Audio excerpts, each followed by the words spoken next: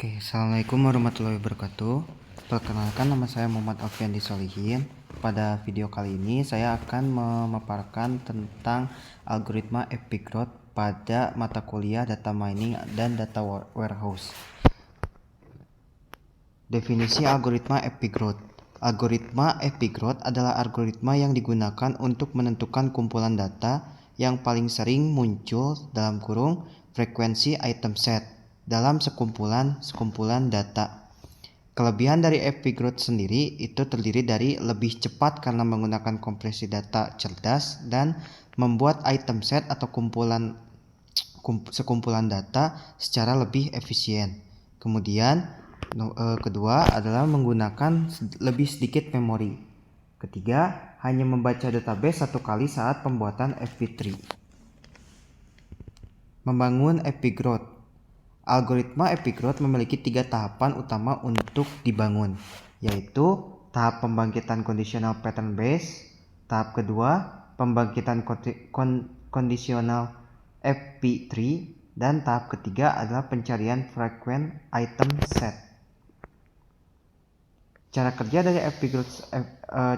dari algoritma Epigrowth sendiri terdiri dari pembuatan FP3. Data transaksi diubah menjadi format sesuai untuk membangun FP3. Item-item dalam setiap transaksi diurutkan berdasarkan frekuensinya. Kemudian FP3 yang telah dibangun dengan menambahkan node yang mewakili item-item tersebut. Penambangan pola. Setelah pembuatan FP3, maka disusunlah beberapa pola-pola untuk membangun sebuah algoritma Epigrowth, di mana algoritma melakukan penelusuran pada FP3 untuk menemukan pola-pola item yang sering muncul. Kemudian, proses penelusuran ini dimulai dari node root dan mengikuti cabang-cabang pohon dari FP3 tersebut. Setelah itu, setiap cabang yang ditemukan akan menghasilkan suatu pola-pola item.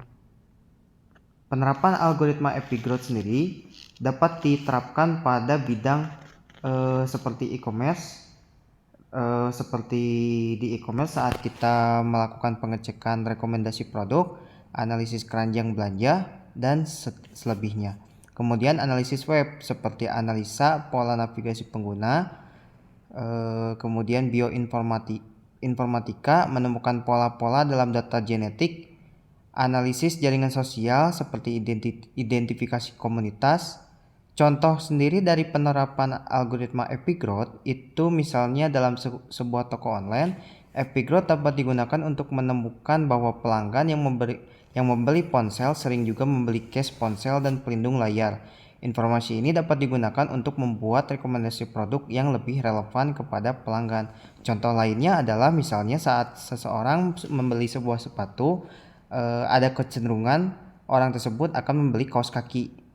Dan contoh yang lain mungkin saat seseorang membeli sebuah buku, maka ada kemungkinan saat seseorang membeli sebuah buku catatan, ada kemungkinan pelanggan yang membeli buku catatan tersebut akan membeli juga sebuah alat tulis seperti pulpen atau pensil. Kemudian studi kasus pada contoh penerapan dari Epigrowth pada e-commerce rekomendasi produk yang lebih personal. Sebagai contoh, Epigrowth adalah alat yang sangat berguna dalam data mining untuk menemukan pola-pola pembelian yang sering terjadi. Dalam konteks e-commerce, algoritma ini dapat digunakan untuk menghasilkan rekomendasi produk yang lebih relevan dan personal bagi pelanggan. Langkah pertama yaitu pengumpulan data transaksi. Setiap transaksi pembelian pelanggan, misalnya keranjang belanja, direkam dalam database. Data ini mencakup informasi tentang produk yang dibeli, jumlah, waktu pembelian, dan mungkin juga informasi demografis pelanggan atau riwayat-riwayat transaksi sebelumnya.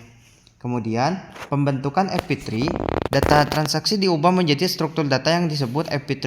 FP3 ini adalah representasi yang efisien dari pola-pola item yang sering muncul bersama-sama. Penambangan pola frequent item set. Algoritma Epigrowth melakukan penelusuran pada FP3 untuk menemukan frequent item set, yaitu kumpulan item yang sering dibeli bersama-sama. Misalnya, contoh kasus ponsel dan case ponsel, buku tulis dengan alat tulis, kemudian sabun dengan sampo, atau sepatu dengan kaos kaki, dan mungkin merupakan frequent item set atau kemungkinan yang bisa kita asumsikan sebagai frequent item set. Pembentukan aturan asosiasi dari frequent item set atau kemungkinan dari item-item set tersebut dihasilkan sebuah aturan asosiasi. Aturan asosiasi menunjukkan hubungan antara item-item dalam suatu transaksi. Misalnya, jika seseorang membeli ponsel, maka kemungkinan besar dia juga akan membeli case ponsel. Sebagai contoh, kalau misalnya jika seseorang membeli buku tulis, maka ada kemungkinan besar juga dia akan membeli alat tulis. Dan begitupun saat kita menambahkan beberapa item set selebihnya. Sebagai contoh, saat seseorang membeli sebuah buku tulis, maka ada kemungkinan dia akan membeli alat tulis, atau ada kemungkinan juga dia akan membeli alat gambar, dan seterusnya. Kemudian rekomendasi produk. Dari semua langkah-langkah dari pembentukan MP3, pola frekuensi, dan aturan asosiasi, maka ditariklah kesimpulan, yaitu rekomendasi dalam suatu produk. Ketika seorang pelanggan melihat atau membeli suatu produk, sistem rekomendasi akan mencari aturan asosiasi yang terkait dengan produk tersebut. Produk-produk yang sering dibeli bersama dengan produk tersebut kemudian akan direkomendasikan kepada pelanggan. Kesimpulannya adalah dari presentasi ini mungkin saya dapat menarik kesimpulannya sebagai berikut. Epigrowth adalah alat yang sangat kuat untuk menemukan pola-pola tersembunyi dalam data transaksi. Dalam konteks e-commerce, algoritma ini dapat digunakan untuk memberikan rekomendasi produk yang lebih personal, meningkatkan penjualan, dan meningkatkan kepuasan pelanggan. Mungkin untuk video kali ini saya rasa cukupkan. Terima kasih telah menyimak video kali ini. Mohon maaf bila ada salah kata atau tindakan saya yang kurang berkenan. Bila topik wal hidayah. Wassalamualaikum warahmatullahi wabarakatuh.